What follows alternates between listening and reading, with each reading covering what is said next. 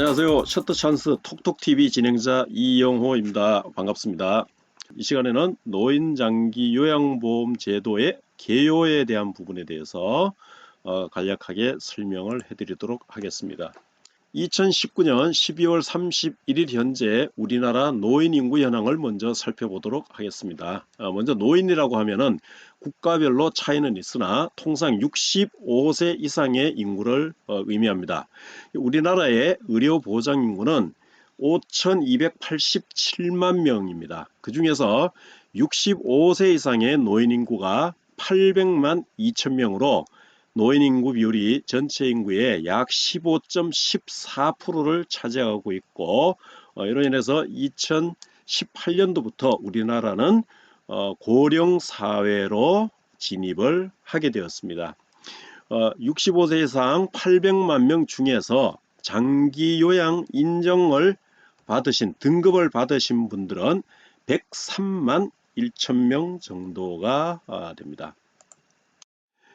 우리나라의 고령화 추이를 살펴보면은 2000년도에 최초로 노인 인구가 7%를 초과해서 고령화 사회에 진입을 했고, 약 18년이 지난 후인 2018년도에는 노인 인구가 14%를 초과해서 고령 사회로 진입을 하게 되었습니다. 그리고 2025년도에는 노인 인구가 20%를 넘어서면서 초고령 사회로의 진입을 예상하고 있습니다. 이는 여느 선진국에서 도저히 볼 수 없었던 우리나라만이 가지고 있는 특이한 현상으로 급속한 속도로 노령화가 진행이 되고 있습니다. 이러한 고령화의 원인으로는 출산율의 저하로 인하여 고령 인구 비율이 증가하는 현상이 있을 수 있고요. 또한 의료의 기술 등의 발달로 인해서 사망률이 감소함으로 인해서 고령 인구 비율이 늘어나고, 또한 고령 인구 수가 증가함으로 인해서 고령화가 가속화되고 있는 것이 현실입니다. 또한 이민이 증가함으로 인해서 이민을 온 그 노동 가능 인구들이 고령자가 되면서 고령 인구가 증가하는 이러한 유형도 볼 수가 있습니다. 또한 베이비붐 세대의 대거 은퇴로 인해서 이들이 노인이 되면서 부모를 모시게 되는 현상이 나타나고 있고요. 이로 인해서 노인이 노인을 모셔야 하는 상황, 즉 노노케어의 현상이 지금 급속하게 발생이 되고 있습니다. 여기서 베이비붐 세대라면은 우리나라 6.25 전쟁, 즉 전후에 태어난 사람들을 뜻하며, 한국의 경우에는 55년에서 약 64년 사이에 태어난 약 900만 명이 해당되고, 이들이 대거 지금 은퇴를 하고 있는 현실입니다. 결국 이러한 노노케어가 발생하게 되면서 노인이 노인을 모셔야 하는 상황, 이거는 도저히 개인들이 감당하기에는 굉장히 어려움이 따르는 것이 현실입니다. 결국 노인 부양을 국가가 책임져야 할 상황이 발생되기에 이르는 겁니다. 그래서 정부에서는 2008년도에 노인 장기 요양보험 제도를 탄생시켰고, 이를 국민건강보험공단에서 운영을 하고 있습니다. 자, 그럼 노인 장기 요양보험이라는 것이 무엇이냐 하는 부분에 대해서 살펴보도록 하겠습니다. 자, 노인 장기 요양보험이라 하면요, 고령이나 노인성 질병으로 인해서 목욕이나 집안일 등 일상생활을 혼자서 수행하기 어려운 노인들에게 신체 활동과 가사 활동 등의 서비스를 제공하여 노후 생활의 안정과 가족의 부담을 덜어주기 위한 사회보험 제도입니다. 이 우리나라의 사회보험 제도 중에서 질병이나 고령에 대한 보장을 하는 보험으로 건강보험 제도가 있죠. 이 건강보험 제도와 또한 노인 장기 요양보험 제도, 이 두 가지가 이제 질병이나 또는 수발을 담당하는 양대 보험으로 자리를 잡고 있죠. 자, 그러면 노인 장기 요양보험의 신청 대상은 어떤 사람들이 될까요? 신청 대상은 만 65세 이상으로 혼자 일상생활 수행이 어려운 자, 그리고 만 65세 미만자도 신청을 할 수는 있습니다. 근데 65세 미만자는 노인성 질병이 있어야만 됩니다. 그리고 6개월 이상의 기간 동안에 혼자서 일상생활 수행이 어려운 자에 한해서 신청을 할 수가 있고요. 여기서 노인성 질병이라고 하면은 치매나 중풍이나 파킨슨병 등과 같은 질환을 말하고요. 이런 것은 이제 그 질병 코드가 있습니다. 치매, 중풍, 파킨슨병 등에 대한 질병 코드가 있는데 이 질병 코드에 대해서는 나중에 다시 한번 말씀을 드리도록 하고요. 이런 질병 코드에 해당되는 분들만이 신청을 할 수가 있고요. 그래서 65세 미만자가 신청을 하기 위해서는 이런 노인성 질병이 있어야 되고 의사로부터 노인성 질병이라는 진단을 받거나 또는 공단 서식에 의한 의사소견서를 발급받은 자만이 신청을 하실 수가 있습니다. 자, 인정 신청 및 서비스 이용 절차를 보면은요. 자, 먼저 인정 신청은 국민건강보험공단에 노인장기요양 인정 신청서를 제출을 하시면 됩니다. 이 양식은 노인장기요양보험 홈페이지에 들어가시면은 서식 자료실에서 다운을 받으실 수가 있습니다. 이렇게 해서 신청을 하시면은 공단에서는 신청일로부터 14일 이내에 직원이 수급자의 가정, 즉 신청인의 가정을 방문해서 조사를 실시를 하게 되고요. 방문 조사 결과 필요한 경우에는 공단 직원이 의사소견서를 제출하도록 안내를 드리게 됩니다. 그러면은 수급자의 보호자분께서는 수급자를 모시고 병원을 방문해서 의사소견서를 발급받아서 공단에 제출을 해 주시면 됩니다. 이렇게 해서 방문조사와 의사소견서 제출이 완료되면은 장기요양 등급판정위원회를 개최를 하게 됩니다. 그래서 등급판정위원회에서 장기요양 인정 및 등급판정을 하게 되고요. 등급판정이 끝나면은 장기요양 인정서, 표준장기요양 계획서, 복지용구 급여 확인서 이렇게 세 가지 서류를 발급해서 신청인의 가정으로 보내드리게 되는데요. 최초 인정 시에는 반드시 공단을 방문해서 급여 이용 설명회에 참석을 해서 직접 인정서를 수령을 해야 됩니다.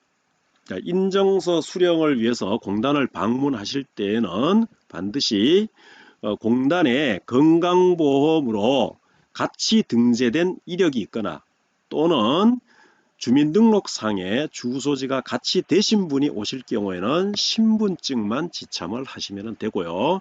만약에 건강보험증 등재 이력이 없거나 또는 주민등록상에 주소가 같이 안 되신 분이 오실 경우에는 가족관계 증명서를 반드시 함께 가지고 오셔야 됩니다. 가족관계 증명서를 상세로 떼셔서 환부를 가지고 신분증과 함께 가지고 오시면은 장기요양 인정서를 수령을 하실 수가 있습니다. 자, 이렇게 해서 3종 서류를 교부받은 다음에 이 서류를 요양원이나 또는 취약암 보호센터, 재가센터 등에 제출하고 계약을 체결하신 후에 서비스를 이용을 하시면 되겠습니다. 다음은 장기요양보험에서 받을 수 있는 급여 내용을 살펴보도록 하겠습니다. 장기요양급여의 내용에는 시설급여와 재가급여 이렇게 크게 두 가지로 분류를 하고 그 외에 특별현금급여라는 부분이 있는데요. 시설급여는 요양원에 입소하여 서비스를 받는 급여를 시설급여라고 하고요. 이 시설급여는 원칙적으로 1등급이나 또는 2등급을 받은 자만이 이용을 할 수가 있습니다. 원칙적으로는 그렇고요.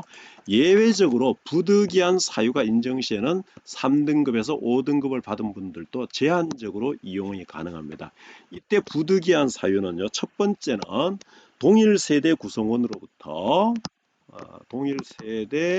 구성원으로부터 수발이 곤란한 경우, 이 경우에 해당이 되는데요. 이 경우에 첫 번째는 어떤 경우냐면은 동일 세대 가족 구성원으로부터 방임 또는 유기되거나 학대받을 가능성이 높은 때 또는 가정폭력 등으로 인해서 가족과 함께 원만한 가정생활이 곤란하게 된 때, 그 다음에 기존 시설에 입소하고 있던 자 중에서 퇴소할 경우에 가족의 생업 참여, 보호자의 질환 등으로 함께 거주하는 가족의 수발이 곤란한 때, 이런 경우가 있을 수 있고요. 그 다음에 주거 환경이 열악하여 시설 입소가 불가피한 경우도 해당이 될 수가 있는데요. 이런 경우에는 화재나 철거 또는 천재지변 등으로 인해서 거주하는 주택 또는 건물이 소실되어서 생활하기가 곤란하게 된 때, 이런 경우에 해당이 될 수가 있겠습니다. 자, 또 한 가지는 심신 상태의 수준이 재가급여를 이용할 수 없는 경우가 있을 수 있습니다. 이런 경우는 첫 번째가 배회나 폭행 등으로 문제 행동이 발생해서 보호자가 가족의 생계를 위해서 직장에 있는 동안 하루 종일 밖에서 문을 잠궈 놔야 하는 상태, 그 다음에 치매 증상이 심해서 수발자가 24시간 지켜봐야 되고 가족의 수발 부담이 크고 스트레스가 심한 상태에 있을 때, 밖에서 장가두어야 할 정도는 아니지만 치매 질환으로 가족의 수발 부담이 크고 스트레스가 심한 상태에 있는 때, 이런 경우에 이런 부득이한 사유가 인정이 되어서 이런 경우에는 급여 종류 내용 변경 신청을 해주시면은 공단 직원이 마찬가지로 신청자 가정을 방문해서 신청자의 생활 실태나 환경 등을 조사한 후에 등급판정위원회에 상정을 해서 등급판정위원회 결정에 의해서 3등급에서 5등급을 받으신 분들도 시설급여를 예외적으로 인정을 받을 수는 있습니다. 자, 다음은 재가급여에 대해서 살펴보겠습니다. 자, 재가급여를 이용할 수 있는 분들은 1등급에서 5등급 그리고 인지지원 등급을 받으신 분들이 이용하실 수 있는 서비스인데요. 대표적인 것이 요양인력이 가정을 방문해서 신체 및 가사활동, 목욕, 간호 등의 서비스를 제공하는 부분이 있을 수가 있고요. 그 다음에 두 번째가 수급자께서 주야간 보호센터에서 제공하는 차량을 타고 주야간 보호센터에 가서 하루 종일 계시다가 저녁 때 다시 주야간 보호센터 차량을 타고 집으로 귀가하는 이러한 주야간 보호센터 이용을 받을 수가 있고요. 그 외에 이제 복지용구라고 해서 전동침대나 휠체어 또는 뭐 이동병기 등등 이러한 그 물품을 구입하거나 대여해서 이용할 수 있는 서비스가 있습니다.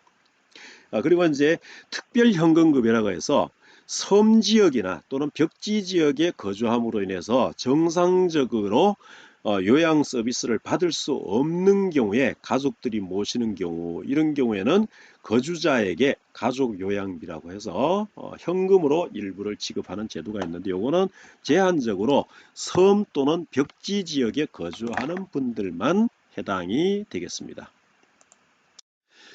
자, 그럼 장기 요양기관에는 그럼 어떤 기관들이 있느냐 하는 부분 보겠습니다. 자, 장기요양기관에는 시설급여 시설과 재가급여 시설이 있는데요. 자, 시설급여 시설은 요양원이나 공동생활시설 등이 있고요. 이 시설은 노인복지법상의 시설 요건을 갖추고 지자체의 지정을 받은 시설이 해당이 되겠습니다.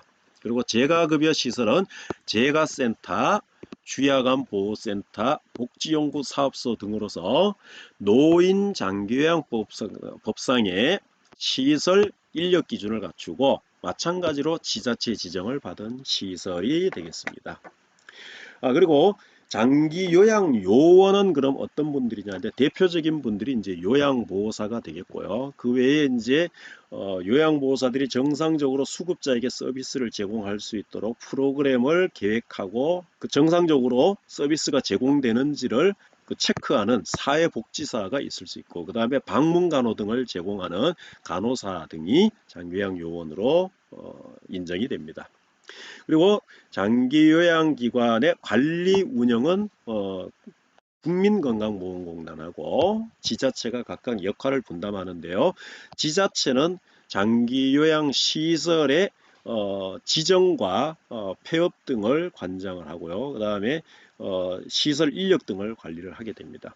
국민건강보험공단에서는 시설급여와 재가급여가 정상적으로 이루어질 수 있도록 지원을 하는 역할을 하게 되겠죠.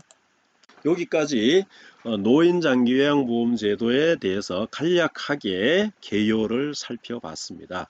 장기요양보험제도의 시작부터 끝까지를 짧은 시간 동안에 간략하게 설명을 드렸는데요.